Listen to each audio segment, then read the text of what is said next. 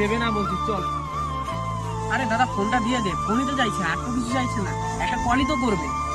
আচ্ছা ভাই, তুই যখন বলছিস তাহলে দিয়ে দে। আরে দাদা এদিকে আসো দাদা। এই নাও ফোনটা।